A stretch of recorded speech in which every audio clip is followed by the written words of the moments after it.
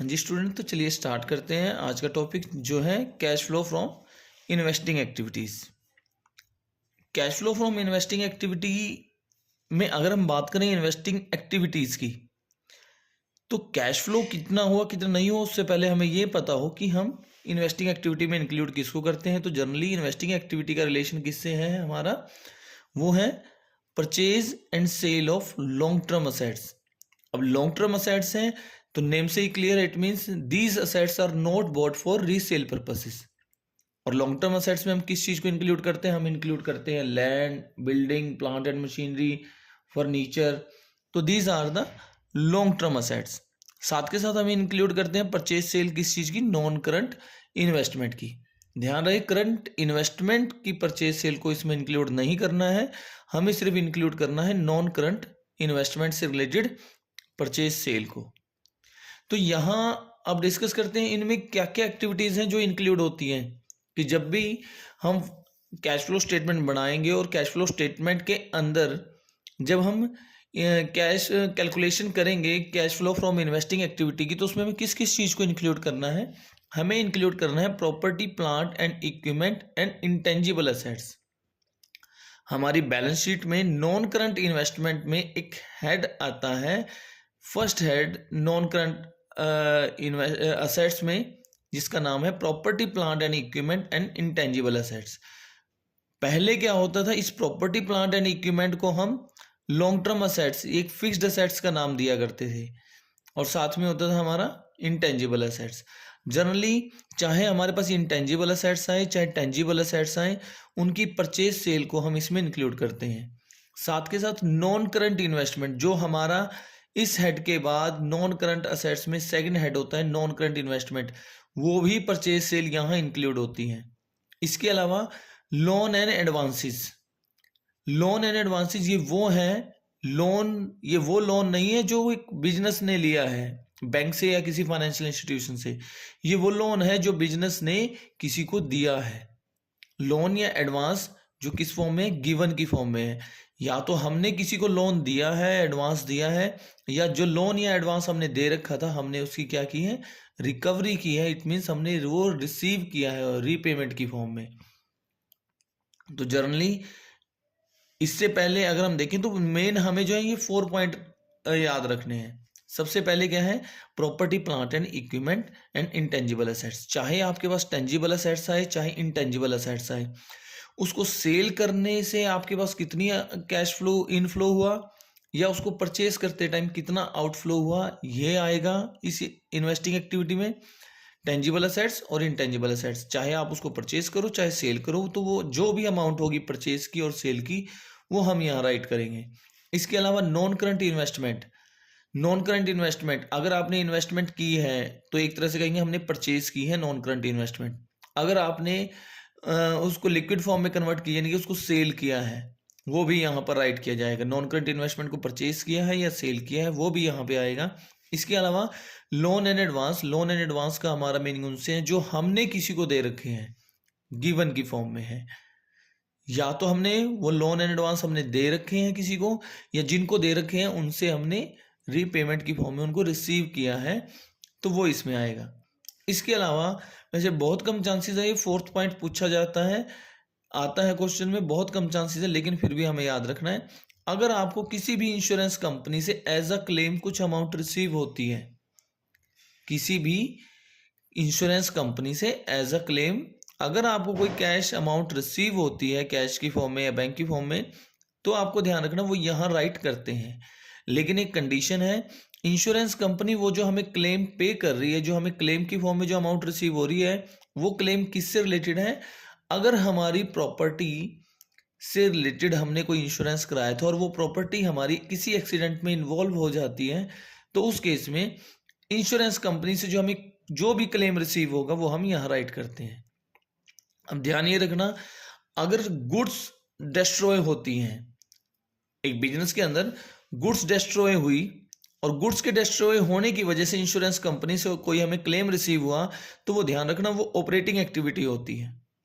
लेकिन अगर हमें कोई प्रॉपर्टी की इन्वॉल्वमेंट है किसी एक्सीडेंट में और उस प्रॉपर्टी की इन्वॉल्वमेंट की वजह से वो प्रॉपर्टी इंश्योर्ड थी और इंश्योरेंस कंपनी ने हमें उस वजह से कुछ हमें क्लेम की फॉर्म में कुछ अमाउंट दी है, तो वो आपकी इन्वेस्टिंग एक्टिविटी में काउंट होती है। मेन आपको ये 4 पॉइंट रेड करने हैं, tangible assets and intangible assets. Tangible assets को यहाँ नाम इस फॉर्म में देंगे। उसके बाद non current investment, loan and advances given, cash receipt from insurance company as a claim if property involve in accident. और इसके अलावा और क्या आएगा, आप देखिए, आपने नॉन करंट इन्वेस्टमेंट की। नॉन करंट इन्वेस्टमेंट अगर आपने किस फॉर्म में की है, डिबेंचर की फॉर्म में की है।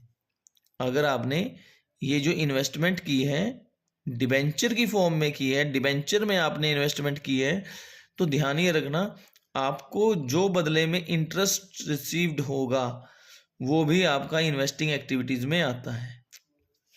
इसके अलावा अगर आपने किसी कंपनी के, अदर कंपनी के शेयर परचेज किए हैं, ध्यान रखना अदर कंपनी के शेयर अगर परचेज किए हैं तो उसके बदले में आपको मिलता है डिविडेंड रिसीव्ड। ये ध्यान रखना है आपने, ये आता है आपका डिविडेंड रिसीव्ड में। इसके अलावा अगर आपने किसी ऐसी एसेट्स में इन्वेस्टमेंट की है जिससे आप रेगुलर बेसिस पे अर्निंग करोगे, तो वहां से, जैसे सपोज करो आपने क्या किया, एक बिल्डिंग में इन्वेस्ट किया, एक बिल्डिंग परचेज की और उस बिल्डिंग को आप रेंट पर देते हो, तो आपने इन्वेस्टमेंट की है बिल्डिंग में और उस बिल्डिंग से जो भी अमाउंट आपको रिसीव हो रही है वो आपकी इन्वेस्टमेंट से होने वाली इनकम है। अगर तो आप क्या करते हैं, उस बिल्डिंग में अपनी बिजनेस एक्टिविटीज को परफॉर्म करते हैं। सपोज करो आपने कोई बिल्डिंग परचेज की, अगर तो आप क्या करते हो, उसमें अपनी बिजनेस एक्टिविटी परफॉर्म करते हो, फिर तो वो बिल्डिंग यहाँ काउंट होगी आपकी टेंजिबल एसेट्स में, बिल्डिंग की फॉर्म में। लेकिन अगर आप उसी बिल्डिंग को रेंट पर दे देते हो तो उससे जो आपको इनकम होगी वो आपकी इन्वेस्टमेंट से होने वाली इनकम है। तो ध्यान रहे, अगर तो आप उसको रेंट पर्पस से आगे किसी को किराए पर देते हो, फिर तो वो इन्वेस्टमेंट कही जाएगी, वही बिल्डिंग क्या हो जाएगी, इन्वेस्टमेंट। अगर आपने उसको किस फॉर्म में दिया, आगे रेंट अर्न करने के पर्पज से किसी को दिया है, फिर वो इन्वेस्टमेंट है। लेकिन अगर उसी बिल्डिंग के अंदर, उसी फ्लैट के अंदर या उस पर्टिकुलर एरिया में आप अपनी खुद की बिजनेस एक्टिविटी परफॉर्म करते हो, तब वो आपकी यहाँ बिल्डिंग की फॉर्म में काउंट होगी। तो मतलब बिल्डिंग वर्ड अलग है और इन्वेस्टमेंट अलग है। तो अगर बिल्डिंग आपने वो जो रूम थे या कुछ भी था उसको परचेज किया और उसको आपने रेंट बेसिस पे आगे किसी को दे दिया, तो वहाँ से जो इनकम आई वो रेंट की फॉर्म में आई। मतलब इन्वेस्टमेंट से आपको जो भी इनकम होगी वो आपकी इन्वेस्टिंग एक्टिविटी में काउंट होगी। तो ध्यान ये रखना, मेन पॉइंट आपके 4 ये हैं। उन्हीं पॉइंट में ये नॉन करंट इन्वेस्टमेंट से एक पॉइंट उठा कि कहाँ इन्वेस्ट किया। डिबेंचर में इन्वेस्टमेंट किया तो इंटरेस्ट रिसीव हुआ, वो भी इन्वेस्टमेंट से इनकम। शेयर में इन्वेस्ट किया था तो डिविडेंड रिसीव हुआ। अगर किसी बिल्डिंग वगैरह को आपने परचेज करके रेंट पे दिया है तो वहाँ से जो रेंट रिसीव हो रहा है वो भी आपकी इन्वेस्टमेंट से इनकम है। तो आपको ध्यान रखना, ये आपकी 4 चीज़ें हैं जिनके बारे में आपको पता होना चाहिए। इन 4 से ही ये आपकी बाकी 3 पॉइंट भी आए। ये वो एक्टिविटीज़ हैं जो आपकी इन्वेस्टिंग एक्टिविटीज़ में काउंट की जाएगी जब भी हम cash flow from investing activity calculate कर रहे होंगे। अब इसके बाद अब हम कैलकुलेट करेंगे कि ये जो परचेज और सेल की वैल्यू है ये कैसे कैलकुलेट की जाती है। अब परचेज और सेल की वैल्यू कैसे कैलकुलेट करते हैं, चलिए वन बाय वन इसके बारे में डिस्कस करते हैं। सबसे पहले हमारे पास क्या क्या केस हो सकते हैं। देखिए, असेट्स में, बैलेंस शीट में असेट्स में, नॉन करंट असेट्स में हमारे पास ये 2 चीज़ें राइट की हुई रहती हैं, property plant and equipment and intangible assets. उसके सामने कुछ अमाउंट मेंशन होगी और नोट नंबर के कॉलम में कुछ ना कुछ राइट होगा। तो हमें देखना है कि नोट में क्या मेंशन है।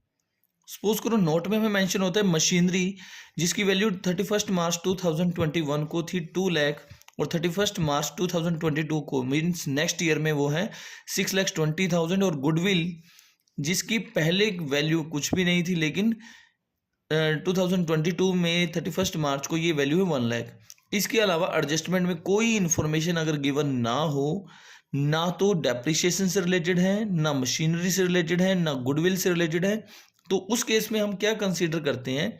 देखो कि अगर हमारी वैल्यू इंक्रीज हो जाए, पहले वैल्यू थी 2 लाख और नेक्स्ट ईयर में ये वैल्यू है 6,20,000, तो हम इसको क्या कंसिडर करते हैं कि कहीं ना कहीं ड्यूरिंग द ईयर हमने असेट्स को परचेज किया है, तो हम अपनी cash flow from investing activity में राइट करेंगे परचेज ऑफ मशीनरी, जिसकी वैल्यू जो हो जाएगी वो हो जाएगी हमारे लिए 4 लाख। ये हमारी वैल्यू आ जाएगी परचेज ऑफ मशीनरी के नाम से, जिसको हम ब्रैकेट में शो करेंगे। ब्रैकेट मींस नेगेटिव अमाउंट की आउटफ्लो हुआ था इस केस में। उसके बाद नेक्स्ट नंबर पे हमारे पास आया, अगर सपोज करो यहां पर 12 लाख होता कि 31 मार्च 2021 को हमारे पास जो मशीनरी की वैल्यू थी वो थी 12 लाख, लेकिन नेक्स्ट ईयर में 31 मार्च 2022 को जो बैलेंस है वो है 6,20,000 और अदर इन्फॉर्मेशन हमारे पास गिवन नहीं है, तो इस केस में हम कंसीडर करते हैं कि जो 5,80,000 की अमाउंट की जो मशीनरी थी हमने उसको सेल कर दिया, तो सेल करने से कैश का इनफ्लो हुआ।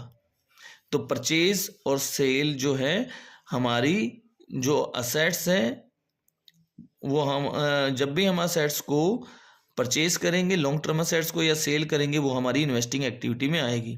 अब वो या तो परचेज की फॉर्म में होगी या सेल की फॉर्म में। यहाँ आपने एक चीज़ का ध्यान रखना, मैटर नहीं करता कि प्रॉफिट पे सेल किया है या लॉस पे सेल किया है, आपको गेन हुआ है असेट्स को सेल करने से या लॉस हुआ है, वो मैटर नहीं करता। मैटर सिर्फ करता क्या है, मैटर करता है कितने में आपने उसको परचेज किया और कितनी अमाउंट पे आपने उसको सेल किया। अब उसके बाद नेक्स्ट पॉइंट आता है गुडविल का। अब गुडविल के केस में क्या है कि हमारे पास जो प्रीवियस ईयर में गुडविल की वैल्यू नील थी, लेकिन अब गुडविल की वैल्यू है 1 लाख। तो इसका मीनिंग हमारे पास क्या आएगा कि हमने गुडविल को क्या किया है, परचेज किया है, और परचेज करने में अमाउंट कितनी यूज की गई, वो है आपकी 1 लाख। अब आपको ध्यान रखना है कि अगर और भी कोई हमारे पास यहाँ पर असेट्स हो सकती थी, सपोज करो गुडविल के प्लेस पे पेटेंट गिवन है, और पेटेंट देखो गुडविल के केस में ज़्यादातर चांसेस होते हैं गुडविल परचेज का केस आता है। सपोज करो हमारे पास यहाँ पर पेटेंट की जो वैल्यू है वो है 1,80,000 प्रीवियस ईयर में, और अब है 1 लाख।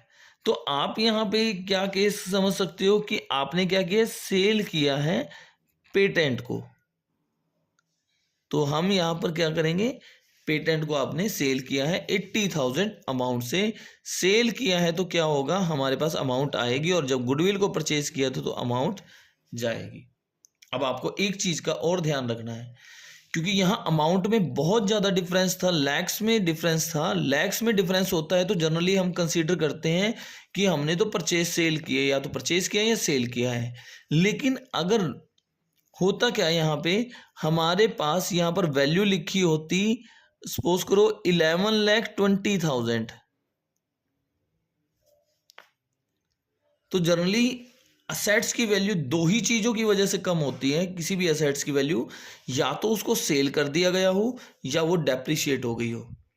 तो अगर तो आपको ये ध्यान रखना है, आप जो भी चीज़ इसमें अज्यूम करोगे कि सेल का अज्यूम करोगे या डेप्रिशिएशन, तो कोशिश करना वो नोट की फॉर्म में क्वेश्चन के बाद मेंशन जरूर कर देना।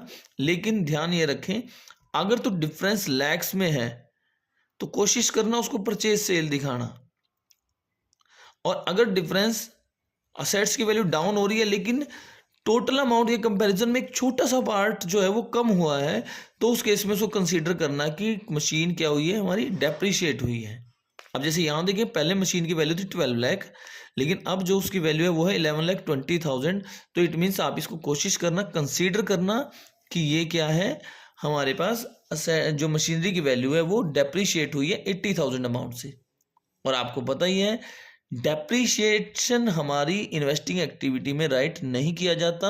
इन्वेस्टिंग एक्टिविटी में तो असेट्स से रिलेटेड दो ही चीज़ें आती हैं कि या तो उनको परचेज किया गया या उसको सेल किया गया।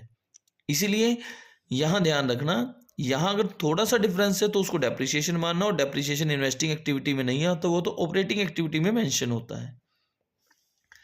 इसी तरह पेटेंट गुडविल का केस ज़्यादातर कोशिश रहती है कि चांसेस रहते हैं कि परचेज का ही केस आता है कि गुडविल परचेज की है, और अगर आपको लगे कि पहले गुडविल की वैल्यू, पहले सपोज करो 1,10,000 थी, अब रह गई है 1 लाख। अगर सपोज करो पहले गुडविल की वैल्यू क्या थी, 1 लाख थी, 1,10,000 थी, अब गुडविल की वैल्यू रहेगी 1 लाख, तो कोशिश कर ये समझी जाएगी कि गुडविल रिटर्न ऑफ का केस है, तो वो हो जाएगा गुडविल रिटर्न ऑफ, यानी कि अमोर्टाइजेशन एक तरह से, क्योंकि इंटेंजिबल एसेट्स की वैल्यू में अगर कोई डिक्रीज होता है उसको हम अमोर्टाइज बोलते हैं, अमोर्टाइजेशन हुआ है, तो ध्यान ये रखना ये अमोर्टाइजेशन का केस होगा। तो ज़्यादा आप कंफ्यूज अभी के लिए नहीं होना है, आप सिर्फ कंसीडर कीजिए ये 4 पॉइंट कि बहुत ज़्यादा अगर डिफरेंस है तो वो परचेज ऑफ असेट्स या सेल ऑफ असेट्स होगा, परचेज ऑफ गुडविल होगा, या पेटेंट के केस में सेल ऑफ पेटेंट होगा।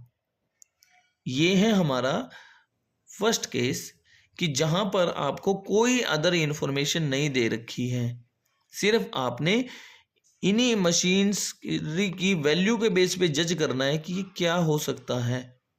तो क्या हो सकता है बिल्कुल क्लियर है, लैक्स में डिफरेंस है तो परचेज सेल, तो वो तो परचेज सेल होगी तो इन्वेस्टिंग एक्टिविटी में आएगी। अगर बहुत ही कम आपको डिफरेंस लग रहा है तो वो डेप्रिसिएशन हो सकता है। और सेम ऐसे ही गुडविल के केस में बहुत ज़्यादा डिफरेंस है तो परचेज होगी, पेटेंट के केस में भी यही है कि बहुत ज़्यादा चेंज है तो परचेज होगा, लेकिन माइनर सा चेंज है तो आप वो goodwill return of, patent return of, ये चीज़ कंसीडर करोगे। बाकी ये कि अगर कोई अदर इंफॉर्मेशन भी गिवन हो, अदर इंफॉर्मेशन भी गिवन हो मीन्स कि अगर इस केस में जैसे हमने यहाँ राइट किया कि परचेज हो सकती है असेट्स को, यहाँ ये वैल्यू गिवन है, लेकिन यहाँ एडजस्टमेंट में भी कोई थर्ड इंफॉर्मेशन गिवन है, उसमें क्या करते हैं उसके लिए जो नेक्स्ट वीडियो है पार्ट 2, एक बार आप उसको जरूर चेक कर लेना।